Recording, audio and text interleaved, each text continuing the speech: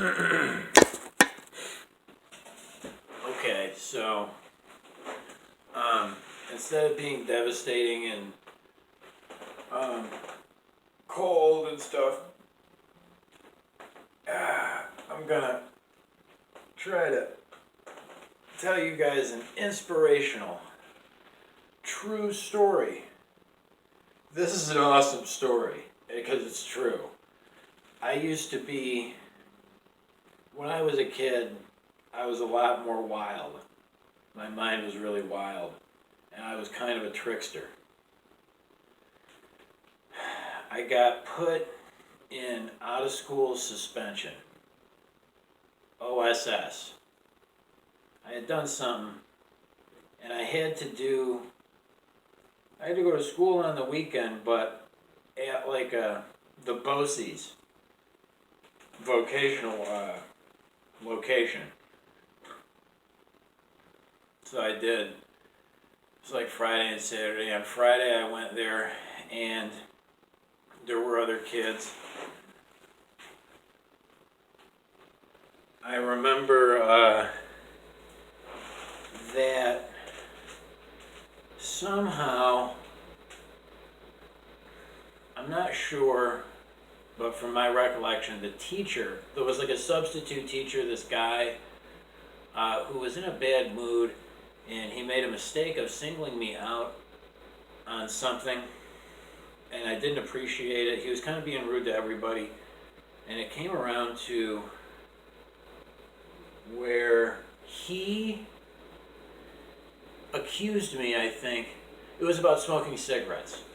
It was because I smoked cigarettes, and he said that I needed to quit and got done, and I kind of said something offensive. I said something back to him. Long story short, I made an offer to him. Like, I told him, I said, I can get away, like, I'm so good that I can get away with smoking a cigarette right under your nose, and there wouldn't be anything you could do about it, right? And he's like, oh, well, you're crazy. I said, okay, but you got to be on your toes. And, okay, so Saturday rolls around, I go back, it's the next day, and he's like a Doberman. He's like a bloodhound on this cigarette thing. Now, I had brought a Newport 100 with me, a loose one. I had one Lucy with a strike anywhere match on my person, hidden. And I went in, and I didn't ask to go to the bathroom until much later in the day, but I faked it like I was gonna do it to keep him on his toes, and I waited. He even checked the lunch trays as they came in for any kind of cigarettes or anything. Like, he was on it, okay? It was a big deal. But I waited until very late in the day, almost right up until we were going to leave. And I started asking to use the bathroom.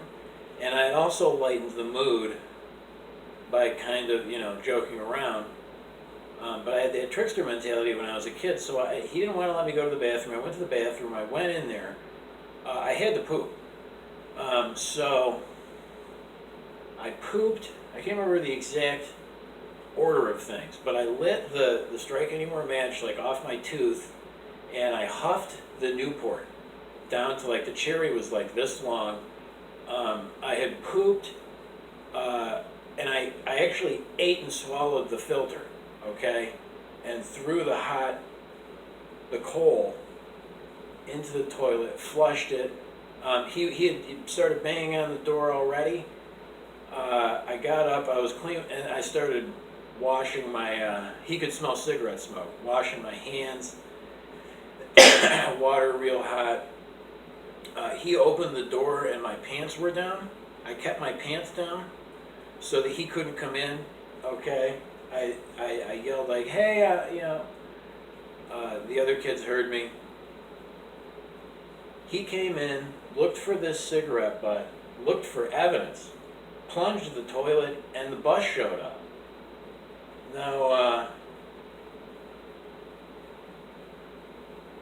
the thing about him being in the bathroom is I told him that I was going to tell on him for coming into the bathroom when I was in the bathroom, because he came up empty-handed with evidence, with a cigarette butt or a lighter or had me or anything. So I told him and that was cruel of me, I'll admit it. And he told me before I got on the bus, like he wanted to double check with the bus driver that that nothing happened. And I looked at him and I said, man, I'm not going to do that to you. I just want you to know that I got you so bad on the cigarette butt. Cigarette thing, this bet. I told him how I did it.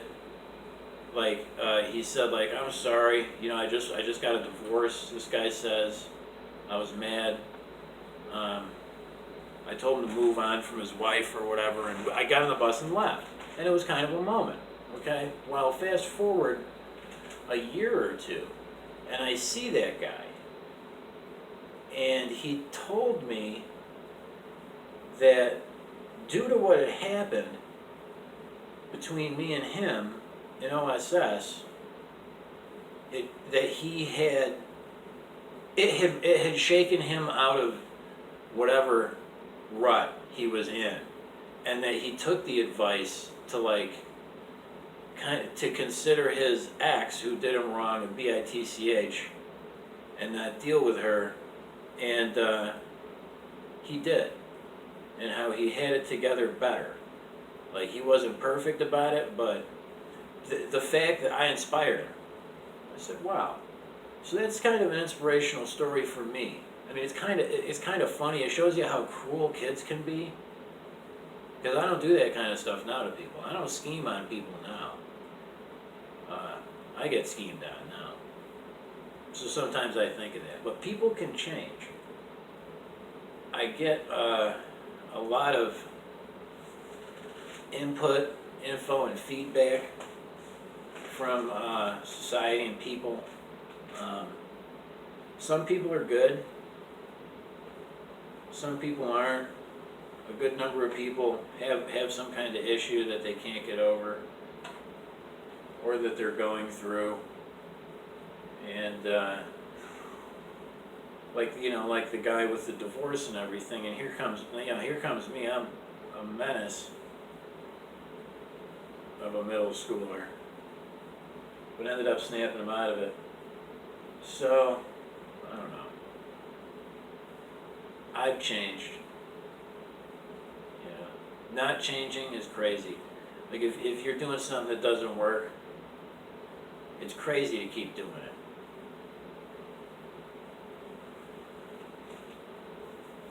That's what I say.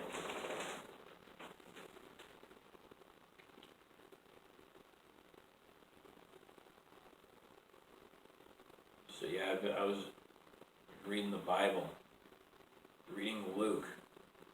And Jesus said something along the lines of, don't fear him who can kill the body. Fear him who can kill the body and then cast your soul into hell. He's talking about God.